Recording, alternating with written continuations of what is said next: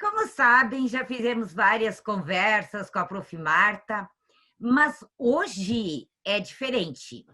Terei o privilégio de conversar com um colega de trabalho, o Chico. O Chico é professor de vários cursos na Fevale, cursos que nem eu sabia que ele lecionava. Ele é graduado em jornalismo e mestre em indústria criativa, com pesquisa na área de desenvolvimento da carreira musical e mercado independente.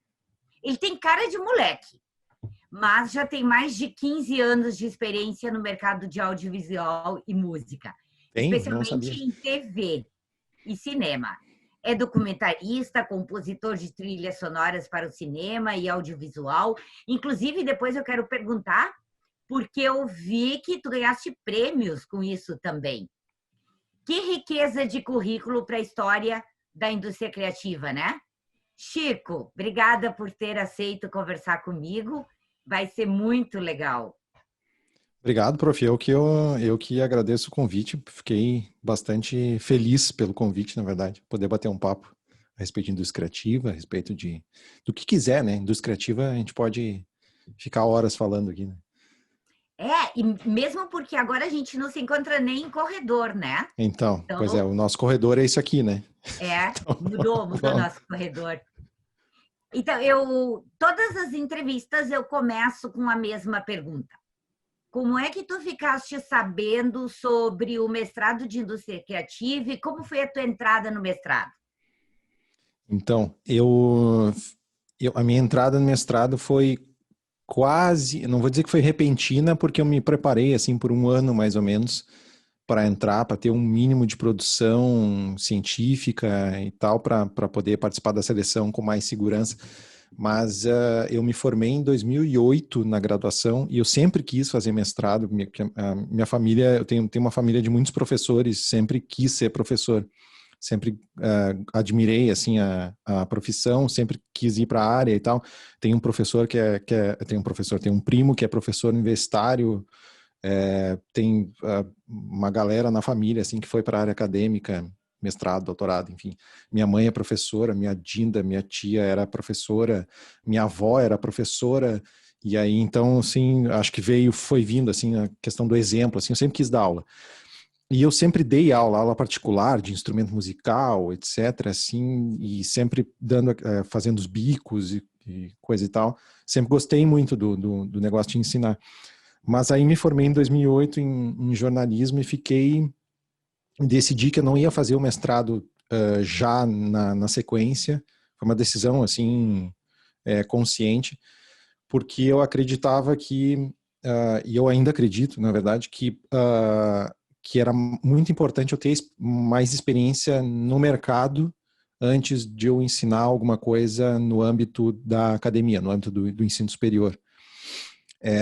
Apesar de eu ficar a graduação inteira entre estágio e emprego e tal, sempre trabalhei desde muito cedo, e quando eu entrei na graduação, no segundo semestre, eu já comecei estágio e fui até o fim da graduação fazendo estágios. Sempre tive essa experiência e mais os trabalhos em paralelo aí com música, com cinema. Eu acreditava que eu não tinha experiência suficiente para ensinar alguém a respeito de qualquer que fosse a área que eu escolheria para ensinar, se fosse, ou que tivesse oportunidade de ensinar, se fosse audiovisual, se fosse música, se fosse jornalismo, se fosse comunicação, enfim. E aí fiquei uns bons, deixa eu ver, eu entrei no mestrado em 2016, então eu fiquei 8 anos, né, só trabalhando, até que eu fiquei sabendo do mestrado por um outro colega da casa aqui, que é meu amigo de adolescência, que é o André Conte, que estava dando aula já na Fevale, e aí numa conversa, assim, numas férias, a gente estava na praia, e aí nas férias, assim, a gente conversando sobre coisas da vida, não sei o que, eu estava meio insatisfeito de só trabalhar, eu queria voltar para academia, estava sentindo saudade de estudar e tal.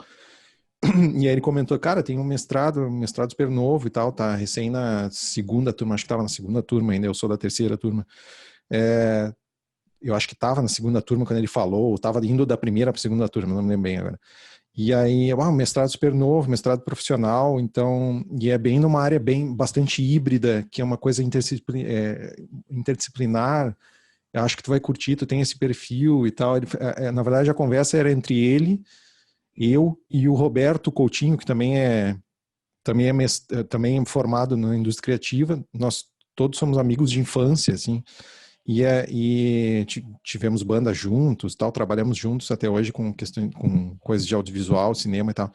E aí eu e Roberto estávamos na mesma toada, assim, que era do tipo, a gente encheu o saco de só trabalhar, a gente quer voltar a estudar, quer tentar alguma coisa na academia e tal, mas a gente olhava, e eu e ele tínhamos essa mesma bronca, assim, a gente olhava os PPGs, olhava os programas e nada atraía ao ponto de assim, tá, vamos parar de trabalhar, vamos estudar isso aqui, ou vamos seguir com o trabalho, mas vamos estudar isso aqui para mudar um pouco a carreira, ir para academia e tal. A gente olhava os PPGs que tinham assim e não dava o tesão de, ok, não, é isso aqui que eu quero. Aí o André falou da indústria criativa e a gente foi pesquisar e foi atrás e tal, e eu achei sensacional. Eu disse, aqui eu consigo fazer uma pesquisa com realmente uma coisa que eu tô dentro, que eu entendo, né, um mínimo, e que eu posso investigar mais e que eu posso aplicar e que eu posso também, sei lá, auxiliar outras pessoas com a minha pesquisa, que não fique só no negócio no âmbito do etéreo, assim, né, a pesquisa existe e tal, nada contra, absolutamente nada contra, acho que é super necessário, mas não era o que eu queria uma pesquisa em que eu pudesse, de alguma forma, aplicar e desenvolver mais adiante, para depois, de repente, expandir para doutorado, ou para, enfim, e que pudesse, sei lá, utilizar em sala de aula, ou coisas do tipo. E aí, acabei ficando sabendo do Indústria Criativa. Aí, eu comecei a trabalhar na Fevale um pouco tempo antes disso, e trabalhando na Fevale, fiquei sabendo que a gente tinha como participar como pesquisador voluntário no grupo de pesquisa do Cris, né, do Cristiano, que hoje é o coordenador do mestrado em indústria criativa, o laboratório de criatividade. Entrei como pesquisador voluntário, eu e o Roberto entramos juntos como pesquisadores voluntários para criar um pouco de material científico, para se preparar, entender um pouco mais como funcionava o mundo, né, que a gente estava muito tempo fora. E a gente se preparou, fez alguns artigos, desenvolveu alguns materiais, gravamos algumas entrevistas, algumas coisas dentro dessa área de som, música, principalmente essas duas áreas, alguma coisa de audiovisual, a gente avançou também na época, e aí conseguimos um material bom o suficiente para nos qualificar e poder entrar na seleção do mestrado. E daí a seleção do mestrado, daí depois foi só alegria, assim. Eu adorei fazer o mestrado, né? Tem muita gente que sofre um pouco com o negócio da pesquisa e tal. Para mim foi uma experiência, assim, para mim foi curta demais. Eu queria que tivesse durado mais tempo, assim. Eu fiz em 1 ano e 4 meses, eu fiz super rápido, na real. Super rápido. Eu fiz super rápido e meu único arrependimento, porque para mim... Acho que o Chico é o recordista do mestrado, viu? Acho que no segundo lugar está o professor Maurício Bart, com 1 ano e 6 meses. Eu nem sabia disso, nem sabia que tinha sido mais rápido.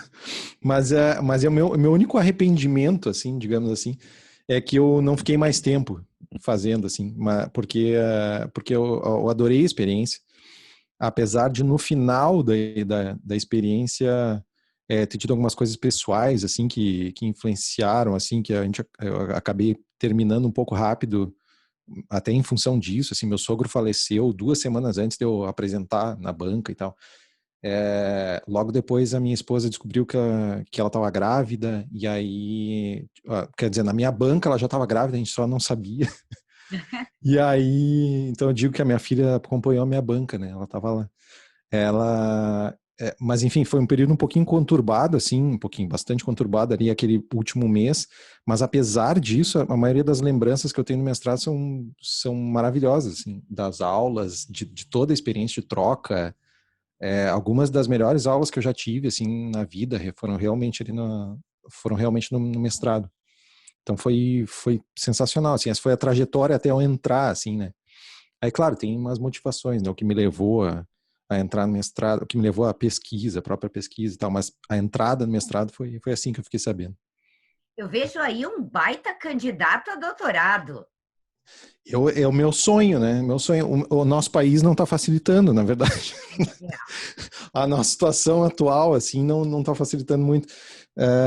Mas eu resolvi esperar um pouquinho, assim como eu fiz fora essas questões, né, de sociedade, assim, que a gente está vivendo, mas eu escolhi esperar um pouco também pelo mesmo motivo que eu escolhi esperar o término da graduação e início do mestrado, de ter um pouco mais de experiência, por exemplo, docente, né, que acabei depois começando a dar aulas no início eu me formei no mestrado acho que era julho, minha banca acho que foi em julho de 2017, comecei a dar aula na Fevar em fevereiro de 2018, 6 meses depois, 6, 7 meses Bacana, depois. super rápido. Pois é, comecei super rápido, que calhou de estar sendo criado o curso de produção audiovisual, precisavam de professores, me candidatei e consegui entrar. Aí pensei assim, bom, próximo passo seria natural, né? Seria começar um doutorado, mas vou esperar um pouco, ter um pouco mais dessa experiência docente, ficar um pouco mais na área acadêmica. Tem a questão que eu acho muito importante, eu não consigo e nem quero me desligar das minhas coisas que eu faço no mercado, né? No mercado audiovisual principalmente, que é uma área que eu escolhi assim seguir em paralelo como forma de me manter em contato com esse mercado, que eu acho muito importante a gente não perder esse vínculo, até mesmo para mostrar para os alunos que a gente está atualizado com o que está acontecendo, que a gente está dentro do que está acontecendo e que não está só olhando de fora e tal. Então tem essa preocupação, e aí muito em função disso e de querer acompanhar o crescimento da minha filha, né, e tal, que agora está com 2 anos e meio. Eu pensei assim, bom, se eu fizer um doutorado agora é maluquice, não vou aproveitar o doutorado, né, e aí são 4 anos que eu quero aproveitar mais do que eu aproveitei o mestrado até, né, e eu acho que eu aproveitei super bem o mestrado, mas eu quero curtir mais ainda o doutorado, então eu acho que vou esperar um pouco mais para fazer. Então, do mestrado, Chico, tua dissertação teve como foco o mercado musical. Lendo o prólogo da tua dissertação, entende-se bem a tua escolha, sem sombra de dúvidas. Fala para nós um pouco dessa trajetória de moleque brincando de tocar instrumento musical até a ida para o mestrado. Pois quando eu me dei conta que eu queria fazer um mestrado, eu vi vários objetos, né, vários objetos de estudo que eu poderia fazer e que eu faria com total prazer, assim, mas uma das coisas que até nas conversas com o Cristiano, né, que me orientou, foi assim, tu tem que escolher alguma coisa que tu fique 1 ano e meio, 2 anos, né, na época eu achava que ia fazer em 2 anos, que tu fique 2 anos debruçado em cima, que tu não enjoe, que seja uma coisa que tu realmente ame, né? É um assunto que tu realmente tenha uma ligação, que seja uma coisa que te apaixone e tal. Aí tinham vários assuntos que eu poderia ter feito, mas aí calhou de, na época, eu estar numa transição e numa espécie de bode com a indústria musical, assim, porque eu tinha tido uma experiência prática com a indústria musical, que eu tive uma banda que fez um relativo sucesso no âmbito estadual, assim, e foram mais ou menos 2 anos que a gente teve uma carreira, como é que eu vou dizer assim, uma carreira comercial, né, de certa forma, tocou em rádio grande e tal, tocamos em shows grandes, abrindo para artistas e tal, e eu sou guitarrista e tal, era guitarrista da banda, compunha algumas coisas e tal. Então, calhou de, na época, eu estar muito decepcionado com a indústria da música e acabar usando isso como motivação para pesquisar e entender por que eu estava tão bodeado com a indústria da música, por que a experiência tinha terminado, ela não foi ruim a experiência, não é isso, né? Mas ela tinha terminado de uma maneira que tinha deixado um gostinho agridoce, assim, sabe? Que eu tinha ficado meio chateado, assim, como ela tinha terminado. Porque aí tu vê algumas coisas que tu não fica feliz, assim, dentro do que a gente chama de mainstream da música. E aí eu comecei a olhar pro cenário independente e ver que alguns exemplos do cenário independente tinham algumas questões do que depois eu fui pesquisar e descobri algumas medidas de sucesso que eram interessantes, que não eram necessariamente focada só no financeiro, só no aparição em grande mídia, ou só em coisas que são importantes dentro do que é a indústria musical mainstream, que é a indústria musical mais das grandes gravadoras, ou enfim, de grandes veículos de mídia e tal, que o foco é um público maior e tal. É que existia esse outro mundo que era mais focado, sei lá, na cauda longa, por exemplo, né, para ficar no Jenkins, assim e tal. Que existiam os nichos e que tinham projetos que davam certo nesses nichos com tamanhos diferentes, para públicos com tamanhos diferentes, com perfis diferentes e tal. Eu comecei a ver isso, e isso foi um motivador para pesquisar, entender, fazer um estudo de caso, que depois acabei fazendo um estudo de caso. Mas até eu chegar nessa questão aí, eu tenho essa carreira, eu coloco isso no prólogo ali, que para mim a música sempre foi assim, meus pais não são músicos, eu tenho pouca gente na família eu tenho uma prima que é formada em música, mas não é uma prima que eu convivi bastante, assim, que tenha me influenciado aí tocar um instrumento, alguma coisa assim, mas meus pais sempre me deixaram muito livres para para fazer as coisas que eu gostava. E eu comecei a gostar de música desde muito cedo, assim, tem aquelas fotos com guitarrinha de plástico na mão, assim, com 2, 3 anos de idade e tal. Agora minha filha está fazendo a mesma coisa. E escutando disco, assim, fotos de escutando disco, parado na frente da vitrola, escutando um disco.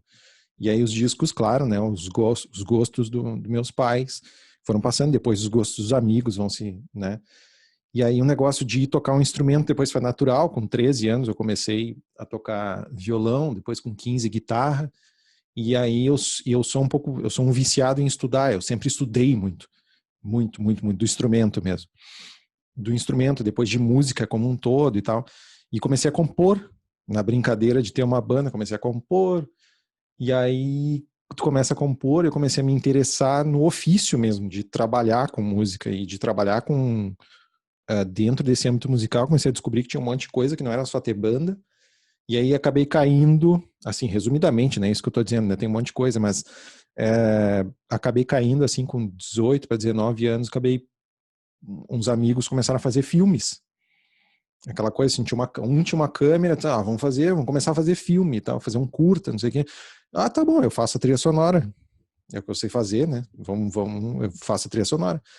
E eu estava entrando na faculdade de jornalismo, então comecei a me ligar com a questão do vídeo em seguida, porque eu trabalhei em televisão por muito tempo e tal.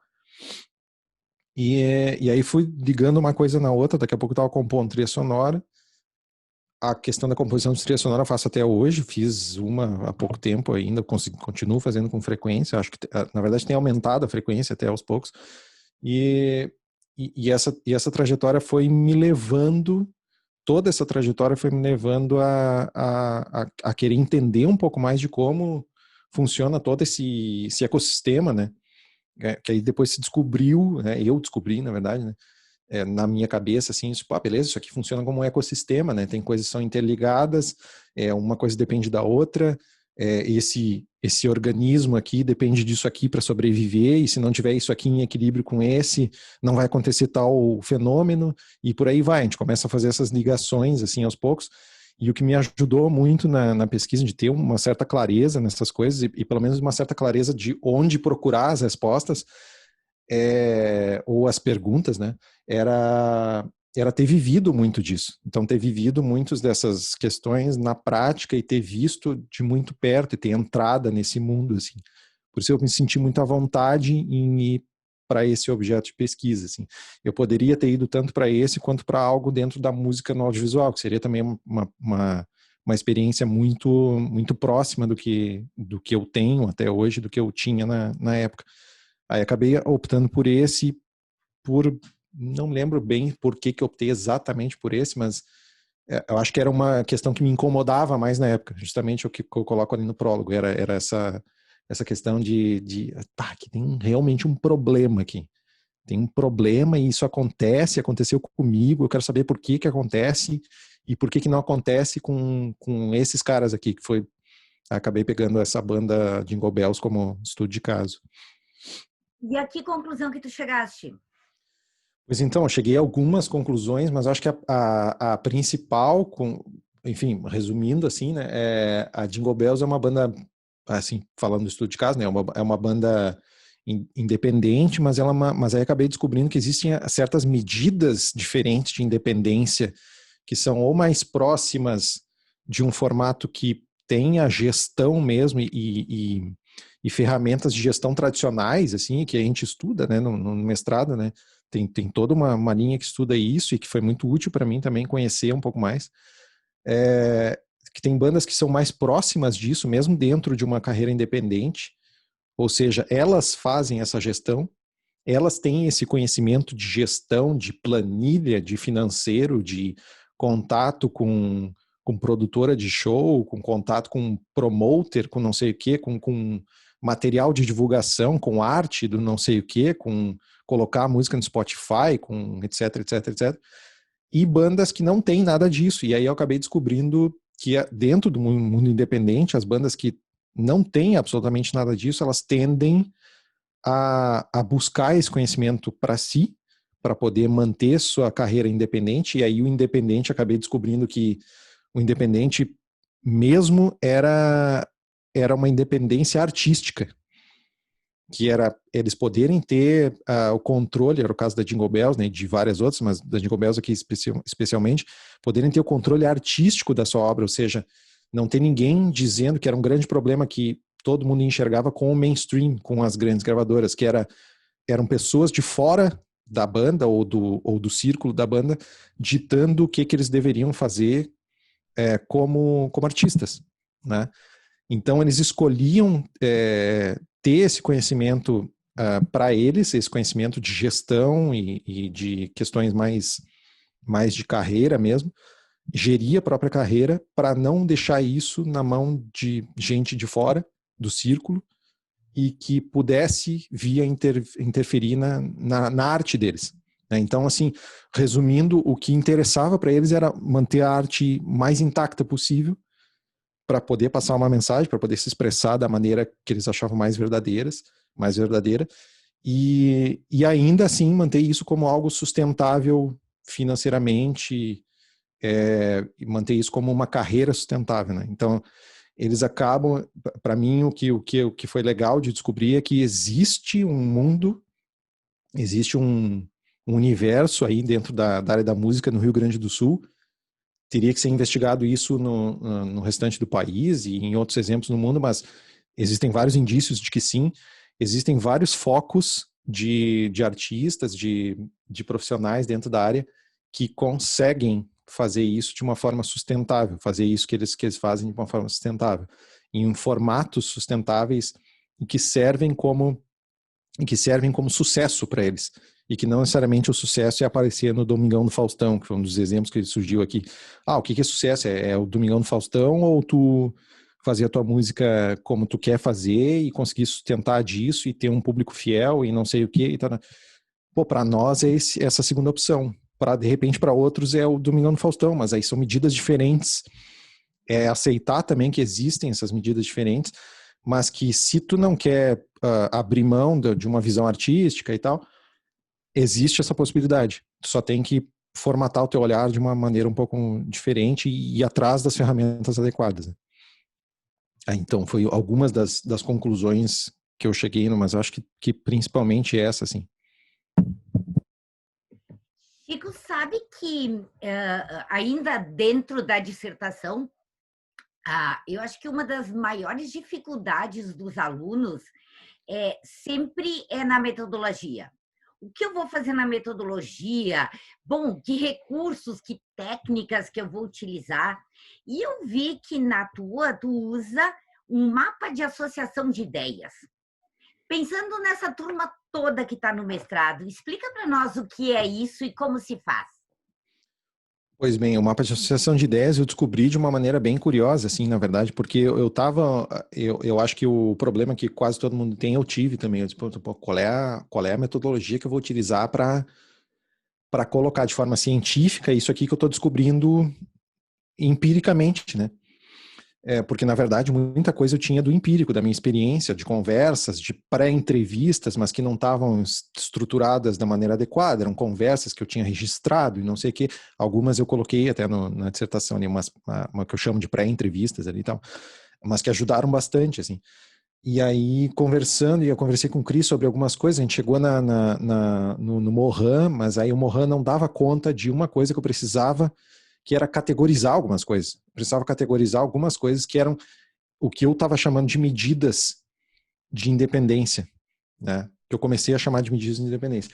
E aí eu cheguei no mapa de associação de ideias com uma coisa que eu acho muito importante para quem está no mestrado e no doutorado, que é acompanhar pesquisas de outros, pesquisas de colegas ou pesquisas até mesmo, como foi o meu caso, de colegas de outros PPGs, de outros mestrados, de outros doutorados. Eu acabei vendo uma apresentação, eu não lembro se foi uma apresentação ou se eu li o trabalho, eu acho que foi uma apresentação em um congresso, acho que foi até no Innova Mundi, se eu não me engano, acho que foi no Innova Mundi. E uma aluna apresentou, a pesquisa dela era sobre trabalho, era no processo de manifestações culturais. A pesquisa dela era sobre trabalho, a Gislene apresentou, a pesquisa dela toda era sobre trabalho, e aí ela apresentava alguma coisa sobre o mapa de associação de ideias, e daí ela apresentou, minha metodologia, mapa de associação de ideias e tal, vai servir para organizar algumas coisas importantes aqui para minha análise, é uma forma de categorizar e organizar e que o pesquisador tem para, aí explicando um pouco o que é, né? Uma forma que o pesquisador tem para categorizar algumas coisas que ele encontrou de forma mais livre, então tu coloca dentro de um certo formato, né? Eu utilizei uma tabela e tal, normalmente se utiliza uma tabela ou alguma coisa um pouco mais gráfica e tal, para colocar termos ou enfim, categorias que tu acaba descobrindo no empírico de uma forma organizada, que fique um pouco mais visual e que tu consiga associar essas ideias aí, né?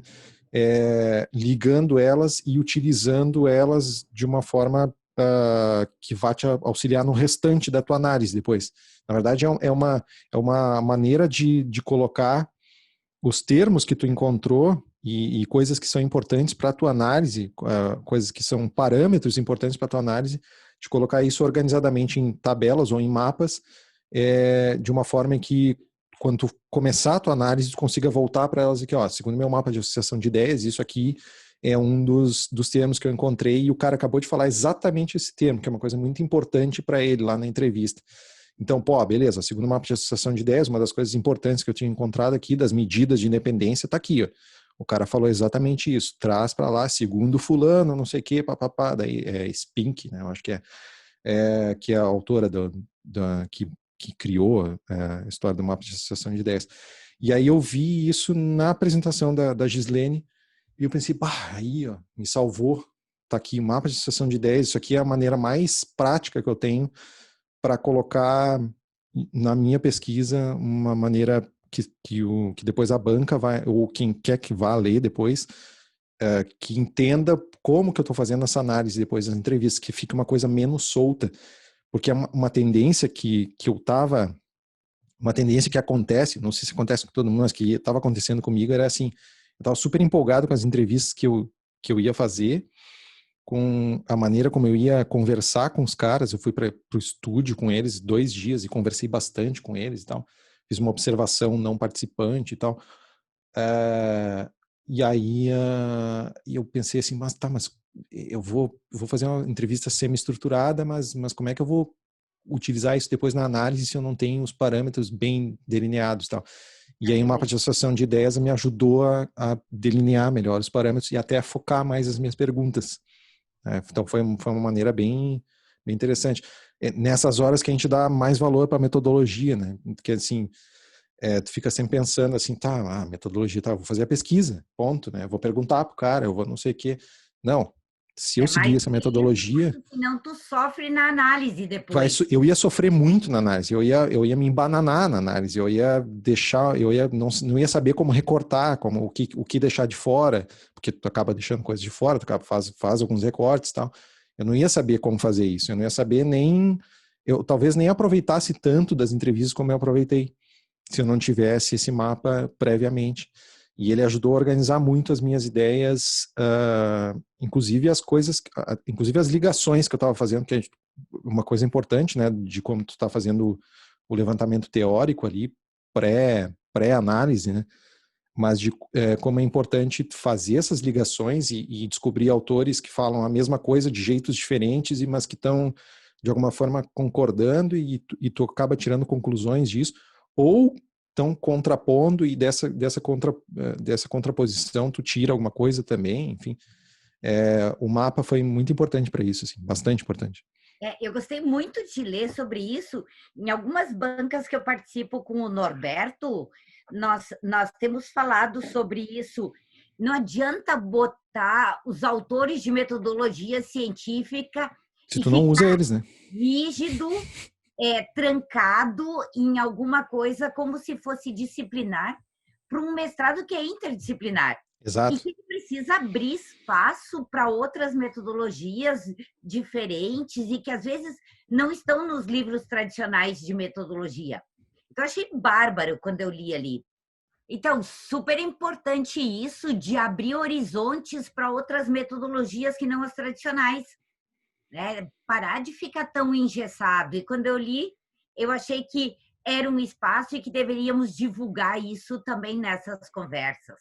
Era uma preocupação minha, assim, também. Eu conversava bastante isso com o Cris, que eu tinha medo de ficar... Porque a natureza da minha pesquisa não era nem um pouco engessada, assim. Eu estava contando muito com a questão de ter uma abertura com os caras no estúdio para descobrir algumas coisas e de usar muito do que eu já tinha pesquisado. Então, eu estava com muito material e com a possibilidade de ampliar muito mais esse material. Então, eu precisava de uma metodologia que não fosse estanque, né? Que fosse, eu preciso pegar isso. Bom, não, preciso, tanto que a gente foi para o Mohan, né? A questão da complexidade e para o mapa de associação de ideias. Veio a calhar, assim, usar principalmente as duas, né? Perfeito. E dentro do mestrado ainda, quais os principais desafios e alegrias? O desafio maior para mim foi assim, como tem as duas linhas de pesquisa, e a minha pesquisa acabava caindo quase no meio entre elas, talvez no meio entre elas, assim, né? Eu tinha muito de um lado e de outro, né? Se fosse colocar em lados, assim, eu tinha muito da questão dos conteúdos criativos e eu tinha muito da questão da gestão. E uma coisa que eu botei na cabeça é que eu queria juntar os dois e realmente chegar no meio do caminho, assim, né? Porque eu acredito muito que a indústria criativa deveria ser isso. Deveria a gente pensar, não de forma separada, mas pensar nesse meio do caminho, assim, em como juntar essas coisas. E eu acho que eu usei isso como norte, assim. Mas esse foi o maior desafio, porque principalmente quando tu entra, e eu não tinha noção nenhuma de gestão ou de qualquer coisa dentro da área da administração, por exemplo, da área da organizacional, que era bem importante para mim e tal. Foi muito importante para mim entender, primeiro, que nesse tipo de disciplina, nessas disciplinas que eram mais essa área, eu teria que sentar e os exemplos que eu traria de coisas práticas minhas, talvez eles fossem completamente diferentes do que o professor estava passando ali. E eles eram muito diferentes do que, né, a lógica de como funcionava e tal. Só que nesse embate foi talvez as coisas mais importantes que eu descobri depois. Nesse embate, assim, vamos dizer assim, embate de ideias, que era super super rico, assim, os debates assim em sala de aula, a gente eu acabei descobrindo muita coisa assim. Ok, agora eu entendi por que o mainstream, por exemplo, funciona desse jeito. Porque a lógica tem mais a ver realmente com a questão do lucro, que é importante, que tem uma organização mais hierarquizada, mais, né, de cima para baixo. Tem certas coisas que tem que se respeitar, que vem mais da questão da indústria tradicional e que estava ali dentro da indústria da música. Eu nunca tinha me dado conta que vinha dessa coisa mais tradicional. E que ele aprendeu como é que o inimigo joga, entendeu? Exatamente, a gente brincava sempre sobre isso, né? Pô, agora estou entendendo, agora estou vendo o inimigo de perto, agora estou entendendo, né, realmente como funciona e o que eu posso usar dessa lógica mais diabólica, assim, para continuar usando a brincadeira, dessa lógica mais diabólica a favor da análise que eu preciso fazer e o que esses caras que eu estou analisando estão utilizando disso. E aí acabei descobrindo que, claro, né, no empirismo e um pouco no encontrar por acaso as coisas, os caras utilizavam várias daquelas coisas que eu estava me deparando ali como teoria dessa área da gestão, como por exemplo, me lembro um conceito que eu acabei utilizando bastante depois dos laços fortes, laços fracos e tal, que as coisas dentro da administração da indústria e tal, das relações e de como se estabeleciam as relações, network e tal, e de como os caras estavam utilizando isso de uma maneira muito natural, mas era aquilo ali, né? Era aquilo ali que eu descobri que existia olha aqui, ó, tá aqui, eu vou usar na minha análise, os caras usam, eles fazem exatamente isso, pá. Esse foi o maior desafio, que depois acabou revertendo para uma coisa muito positiva, assim, né? E das maiores alegrias primeiro, ter ficado esse tempo todo pesquisando o que eu sinto falta hoje de pesquisar mais, assim, por pura falta de tempo, de não estar num doutorado agora, que é pesquisar esse objeto que eu amo, assim, que é entender mais sobre tudo que circunda a música. E as aulas eram maravilhosas, assim, não tenho o que dizer, assim. Como eu comentei lá no início, algumas das melhores aulas que eu já tive, assim, aulas transformadoras mesmo, no sentido da gente, eu comentava que quase sempre pegava carona com o Roberto, que eu comentei antes, a gente saía e a aula não terminava, né? A gente ficava no carro discutindo e a cabeça fervilhando, saía falando a respeito, mas olha só, porque não sei o quê, e uma coisa que o colega falou, pois é, mas não sei quem, fulano falando tal coisa e tal, eu vou ir atrás disso e tu lembra quando aconteceu tal coisa com a gente lá, quando a gente tocava, não sei, era tipo isso, assim, era isso que a gente viu na aula hoje e tal. Então, as alegrias eram isso, né, de tu ter essa impressão de que tu realmente, eu gosto dessa sensação, era uma coisa que me trazia muito, assim, eu gosto muito dessa sensação de que eu não sei nada, que eu não sei absolutamente nada. Eu saía da maioria das aulas pensando assim, eu não sei absolutamente nada. Então significa que eu tenho que continuar estudando. Maravilha, é ótimo, é isso mesmo que eu quero. Tem que continuar estudando, tem que continuar indo atrás. Eu não vou parar nunca, porque cada coisa que eu descobrir vai me abrir 5 outras perguntas. E é isso aí mesmo. Então, essa sensação que eu saía da maioria das aulas, era da maioria dos dias, né? Em todas as disciplinas aconteceu isso, em maior ou menor grau, mas a maioria dos dias de aula, eu saía com essa sensação, assim, de que a aula não precisava ter terminado ali, que ela podia seguir, e ainda teria bastante coisa para falar. Que delícia isso, Chico, e é bom ouvir. Então, 3 palavras, e só 3, para definirem o mestrado. Só 3 palavras. Só 3 já foram. Só 3. Se valer isso, para mim já tá ótimo. Mas eu vou dizer paixão, porque eu saía muito apaixonado, realmente, assim, era a sensação de paixão, assim, das discussões mesmo, assim. Conhecimento absurdo e humildade. Assim, isso que eu comentei agora, eu saía muito humilde das aulas, assim, né? A gente, às vezes, tem a tendência de chegar assim, não, eu li o texto, eu entendi tudo, papapá, e daí tu discutia com o professor, com o colega, não sei o que, não, eu vou ter que ler o texto de novo. Humilde total, assim, humildade mesmo, que acho que a academia faz bem pra gente nesse sentido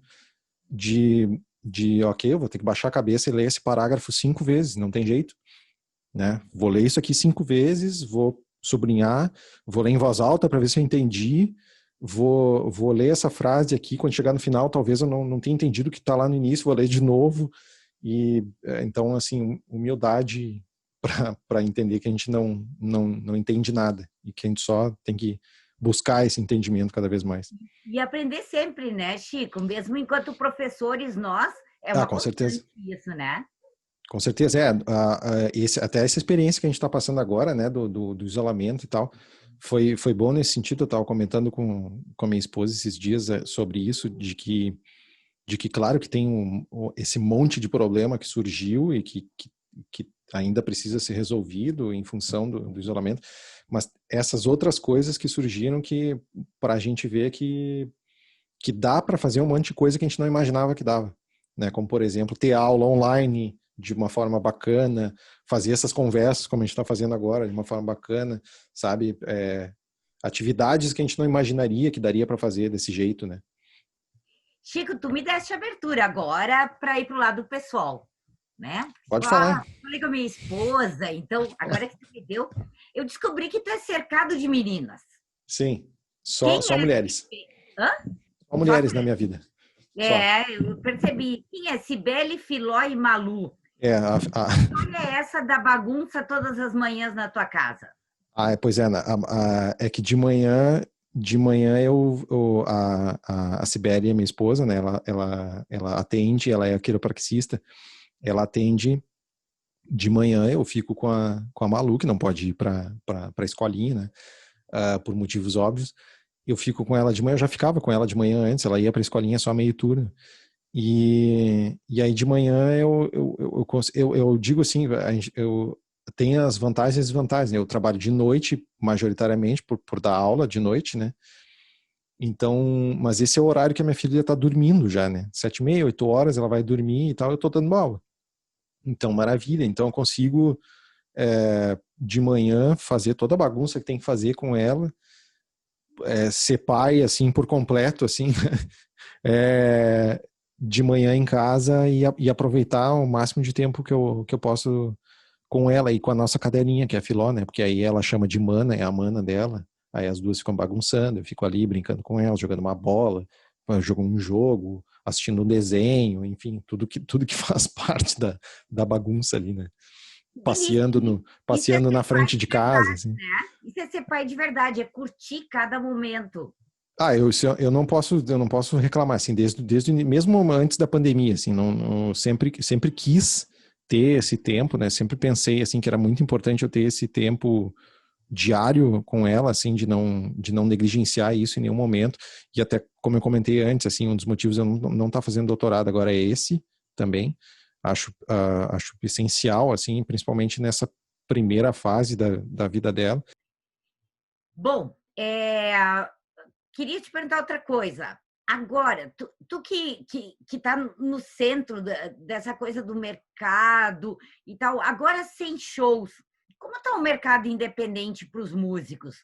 Que alternativas que tem? Tu sabes quais as ideias para tentar contornar toda essa situação? Então,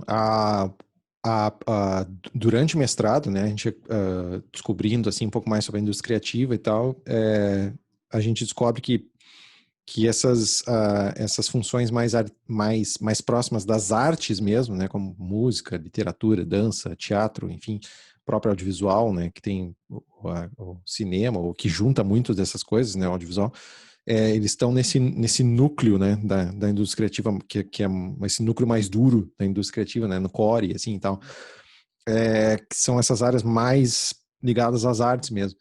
E essas áreas, elas estão absolutamente afetadas, né, por essa pandemia economicamente, porque muitas dessas artes são performáticas, né?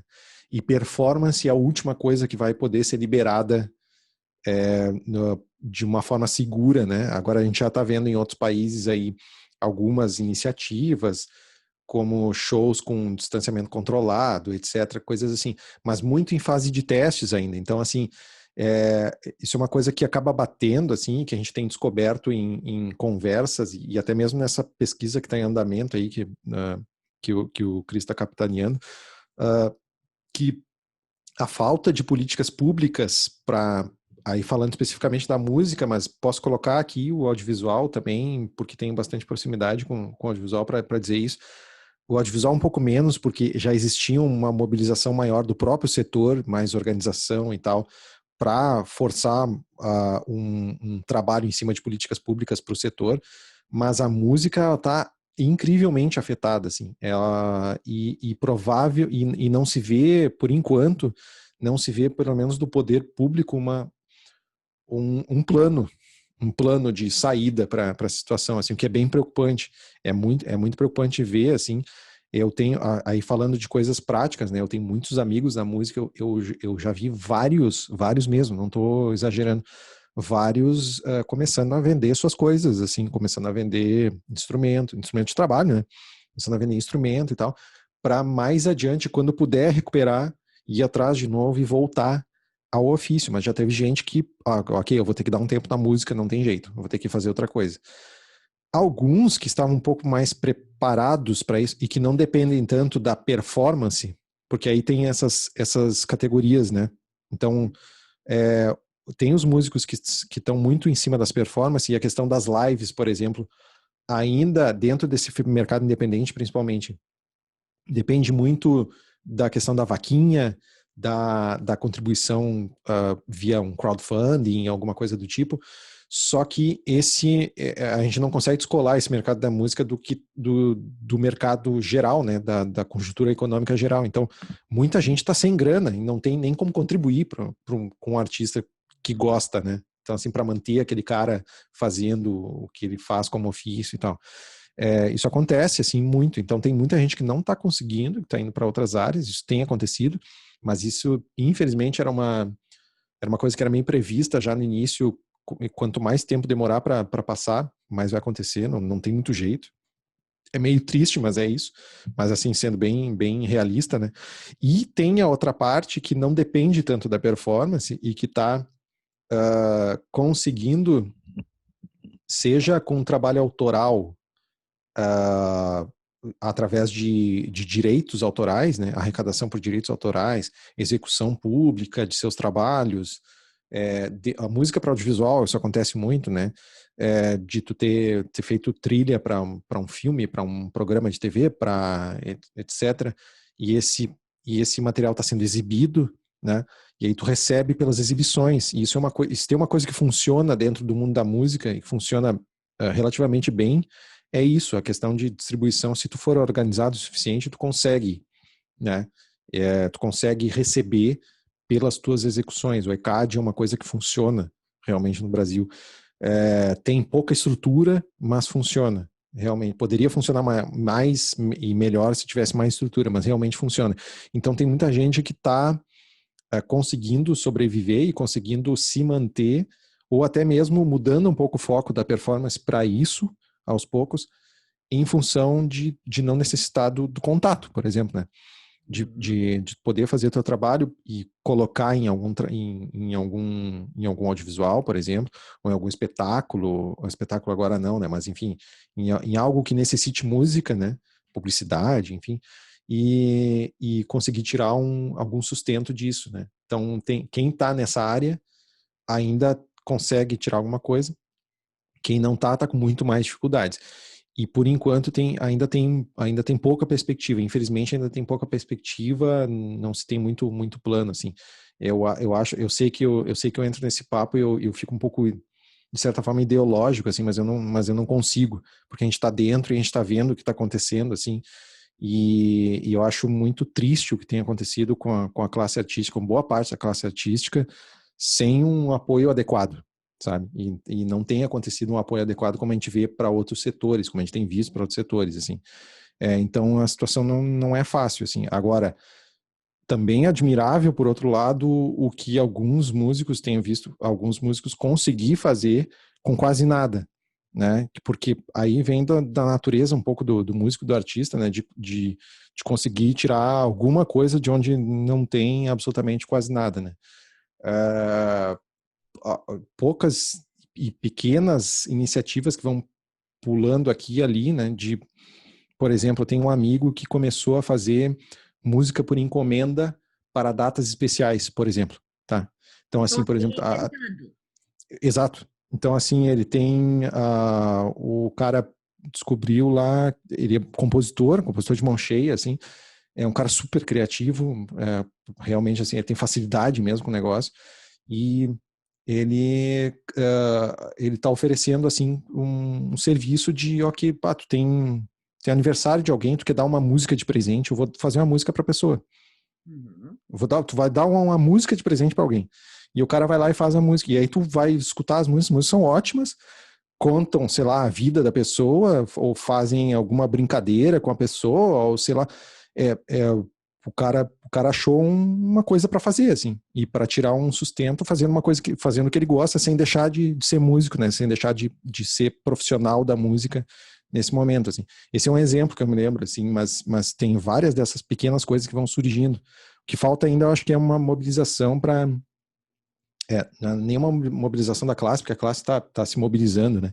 Mas eu acho que falta uma mobilização geral da sociedade de entender que é uma coisa importante, que é um setor dentro da economia criativa, da indústria, da economia criativa, que mexe com um monte de gente e que mexe economicamente com o país, né? Com o mundo, enfim, né?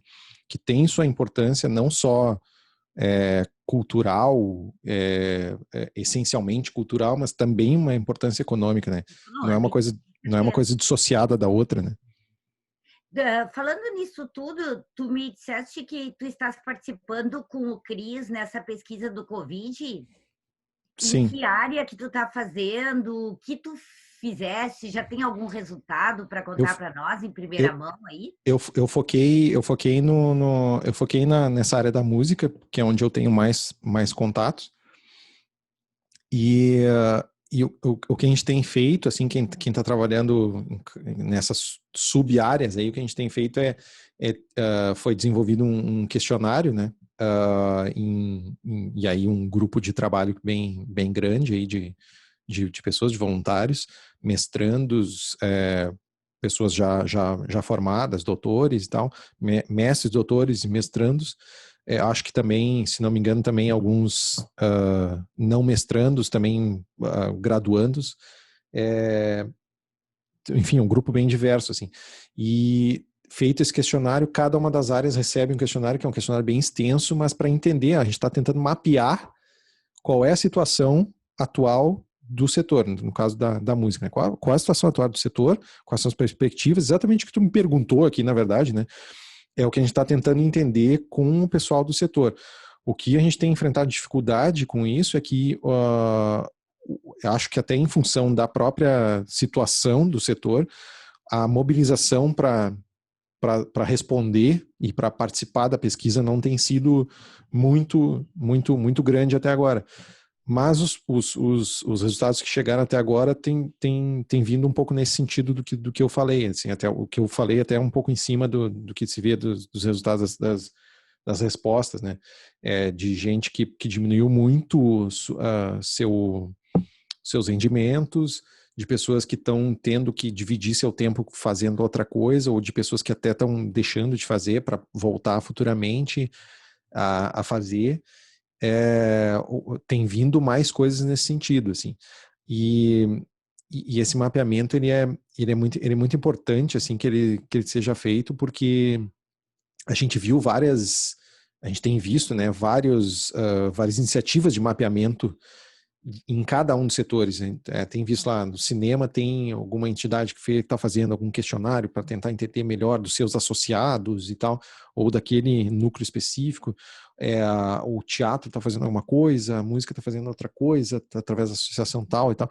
Mas esse mapeamento ele é um mapeamento geral, né? É um mapeamento geral da indústria criativa. Então, tu tem ali áreas muito diversas. Tem moda, tem TI, tem publicidade, rádio e TV, música, audiovisual e por aí vai. Então aqui eu acho que a gente vai ter essas subfotografias, mas vai ter uma fotografia geral de como está a situação, né? E para se fazer alguma coisa concreta tem que ter uma análise mais clara, né?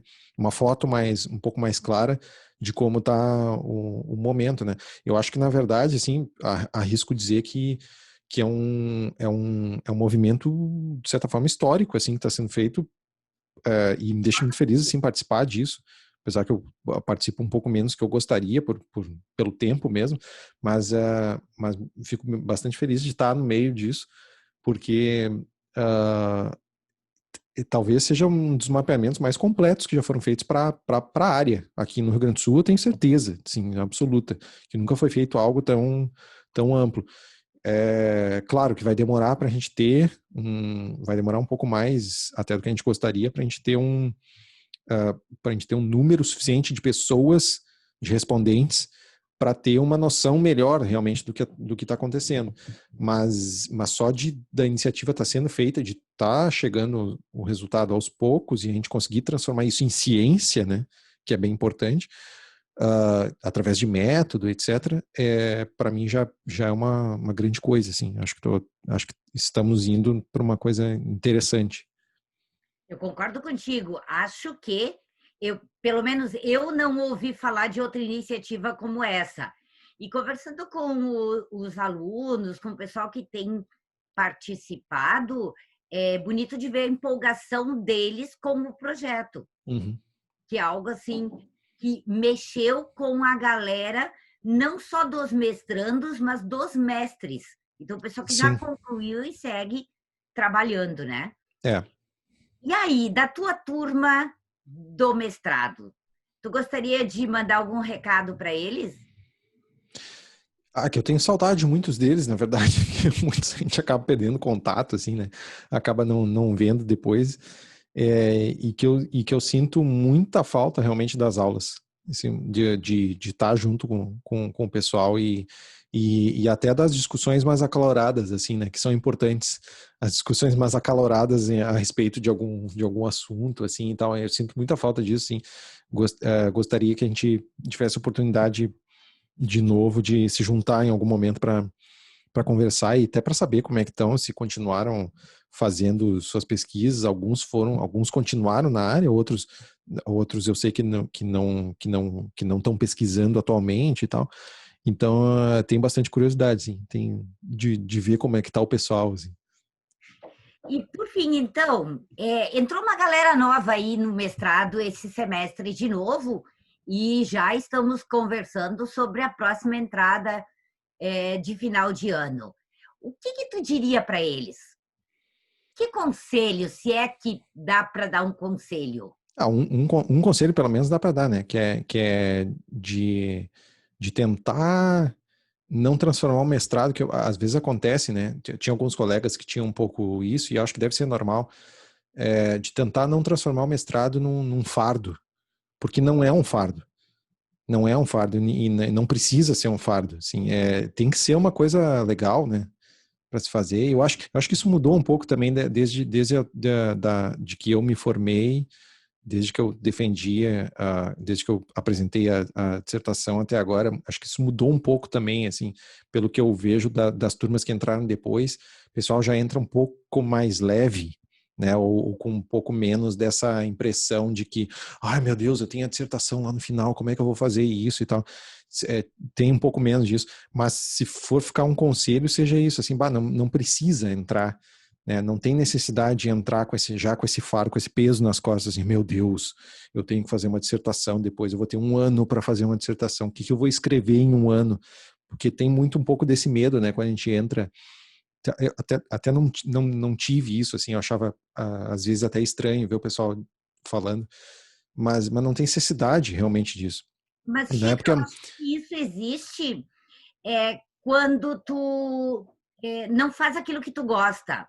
Se a tua Pode ser? pesquisa tem a ver com aquilo que tu gosta, me parece que não é fardo, que o pessoal curte muito mais. Pode ser sim, mas mas eu vi até com alguns colegas que gostavam muito do objeto de pesquisa, mas que se colocavam uma pressão enorme, justamente por gostar muito do objeto, e aí se colocava assim, não, isso aqui não posso errar, porque eu trabalho com isso aqui, porque não sei o quê, porque o fulano, que o meu orientador vai pensar. O teu orientador, ele te orienta, né? Então ele não tá ali para te Tem um julgar. parceiro de pesquisa. Exatamente, ele não está ali para te julgar, né? Ele está ali para te orientar, justamente, para ser teu parceiro de pesquisa, para te orientar quando tu tiver com dificuldades, para te deixar livre para ir atrás de algumas coisas, para tu quebrar a cabeça às vezes e te dar conta sozinho, porque faz parte do aprendizado e tal.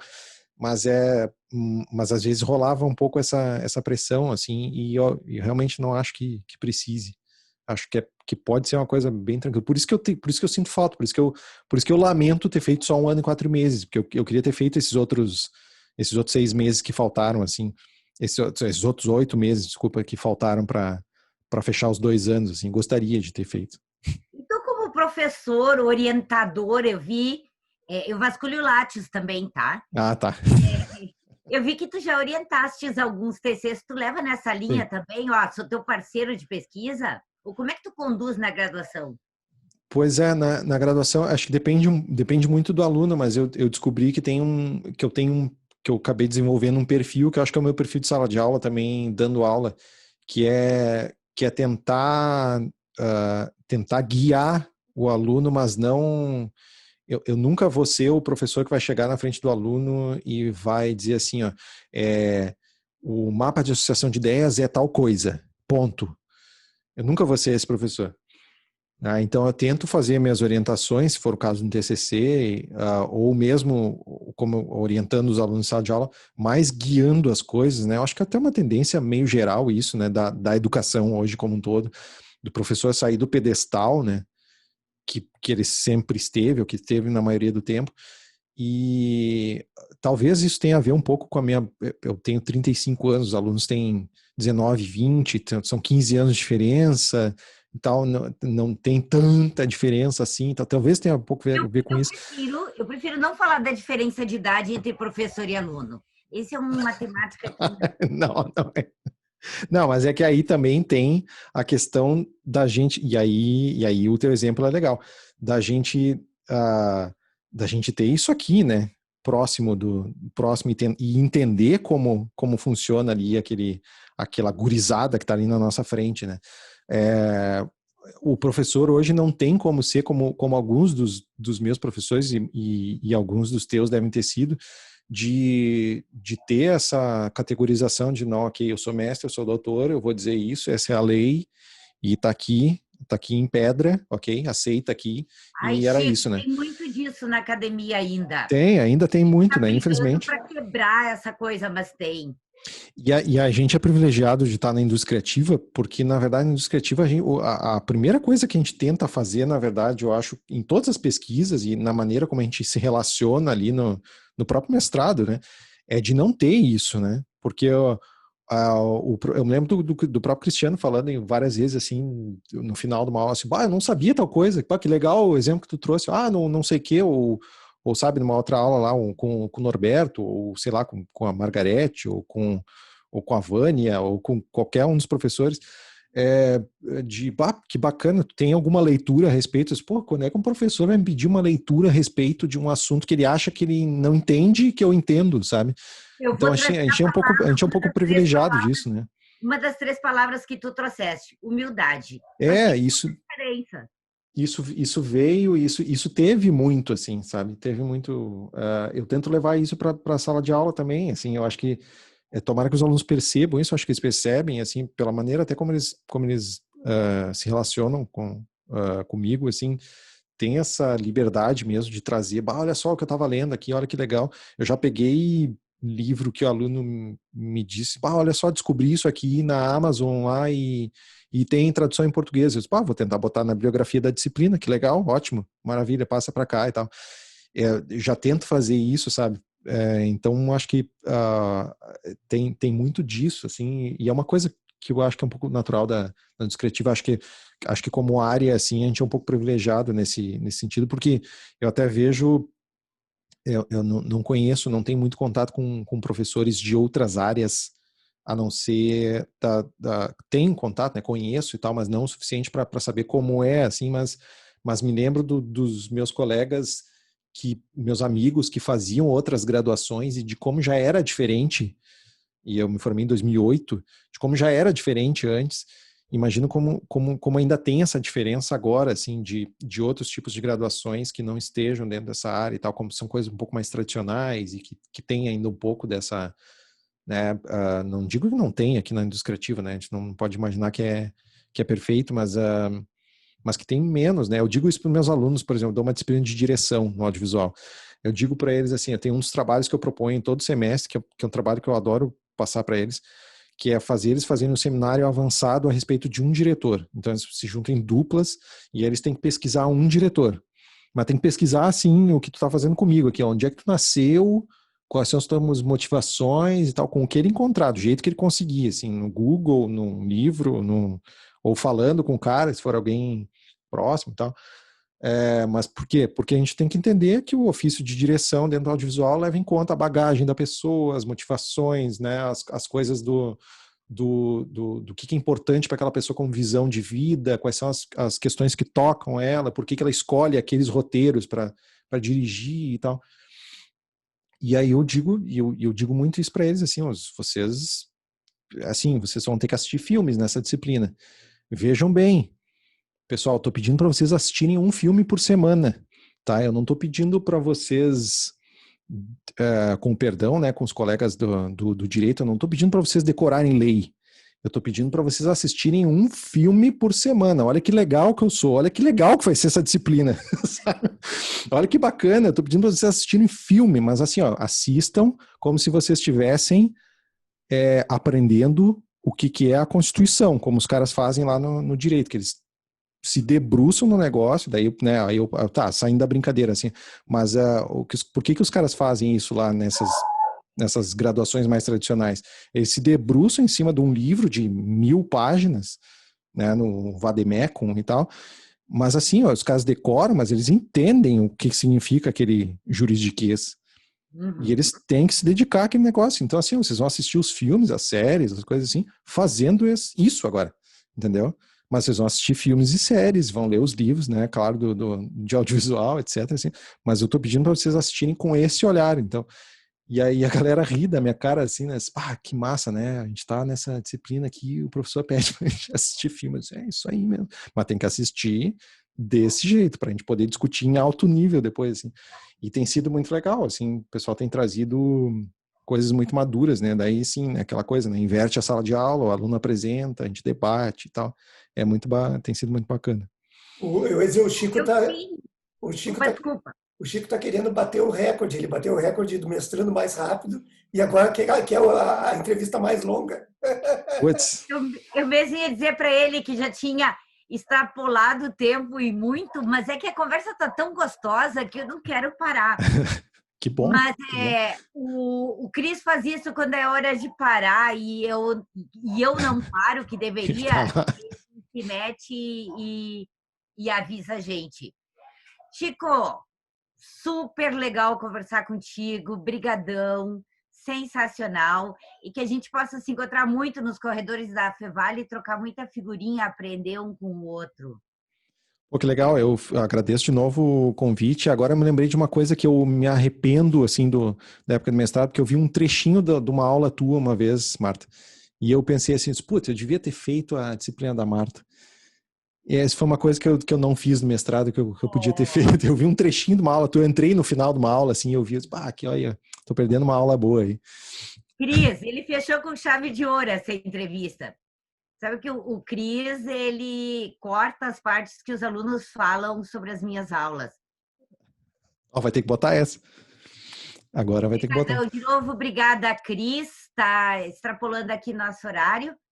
Mas, gente, não percam, na próxima semana tem mais uma, tá? Beijão para vocês.